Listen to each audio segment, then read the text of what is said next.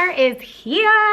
Time to stay up late, have s'mores, enjoy parties and friends and all the things.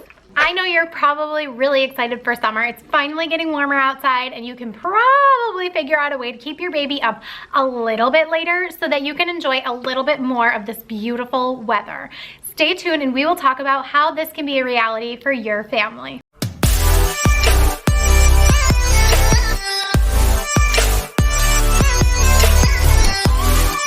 Hi guys, I'm Missy Yando, owner of Slumber and Bloom. I'm your mom life bestie, pediatric sleep consultant, and potty training coach. If you love tips and tricks on potty training, sleep training, and all things motherhood, then subscribe to my channel and click the bell so you get notified every time I put out a new video. So today we are going to talk about my 4 golden rules when it comes to pushing your child's bedtime later during the summer months. You're gonna see a lot of similarities between this strategy and my daylight saving strategy, so just keep it in the back of your mind when daylight savings comes around too. I'm gonna jump right into my 4 golden rules, starting with rule number 1, your child's sleep has to be in a good place. If you're trying to just push their schedule a little bit later for the summer, then you need to make sure that there are no current sleep struggles. That means no nap struggles, no bedtime struggles, no early morning wake-ups, no middle of the night wake-ups. You want your child sleeping through the night so that you can gradually change their schedule and nothing else is impacted. Now, if you're not quite in a good place with your child's sleep, then don't worry, I can still help you get there. Click the link in the description box down below for my free baby sleep guide. This is going to give you tips and tricks on how to get your sleep in a good place so that hopefully by the time summer comes in full swing, then you are ready to help push your child's bedtime a little bit later because sleep is going to be perfect. Rule number 2 is that you need to commit to changes consistently.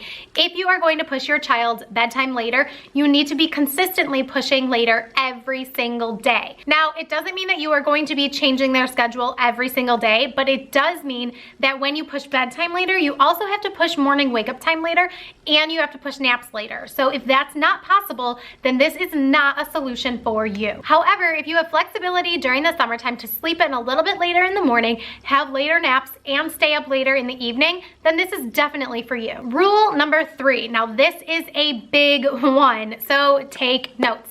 Slow and steady wins the race. Now you don't want to jump from 7 p.m. to 8 p.m. overnight. You want to take it gradually. So let's say you're starting on Monday. You want to start at 7:15 p.m. Okay? You're only pushing 15 minutes and you're gonna keep it there Monday, Tuesday, Wednesday. By Thursday night, you're pushing to 7:30. So then Thursday, Friday, Saturday, you're only doing a 7:30 bedtime. Monday, Tuesday, you're at 7:45. Wednesday, Thursday, Friday, you're at 8 p.m. Now keep in mind that 1 hour is a big shift. So that is the absolute max that I would say you should push your child's schedule. And if it is too much for your child and it starts causing issues like early morning wake-ups or wake-ups in the middle of the night or nap struggles or even just behavior struggles in general, then you're either taking it too fast or you're pushing it too much. Listen to your child and read their cues because how they are acting during this change is going to tell you if you can push them more or not. That brings me to rule number 4. You need to keep it age appropriate. Bedtime between 7 and 8 p.m. is a must. It's a non-negotiable. So if you have a baby or a toddler, then you need to make sure that you're keeping bedtime within this range. A lot of parents ask why, and it's actually biologically proven that between 7 and 8 p.m. is when your body is naturally producing melatonin. So that is when your baby's drive to sleep is the highest, and anything after that, your baby is actually catching a second wind and they're running on adrenaline and cortisol, the stress hormone. So who wants to do that to their kids?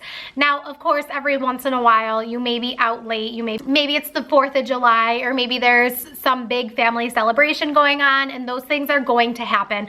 So I always follow the 80-20 rule. This is kind of a bonus tip that I'm throwing in there, but 80% of the time you need to follow your new schedule to a T, and 20% of the time you can veer away from that and have fun, live it up, enjoy your summer. So that's pretty much it. It's pretty quick and simple and easy. And if you follow my rules of pushing bedtime later, then you will be successful. And if you have any questions, you can leave them in the comments down below. You could email me at missy@slumberandbloom.com or fill out my contact form and let's get in touch.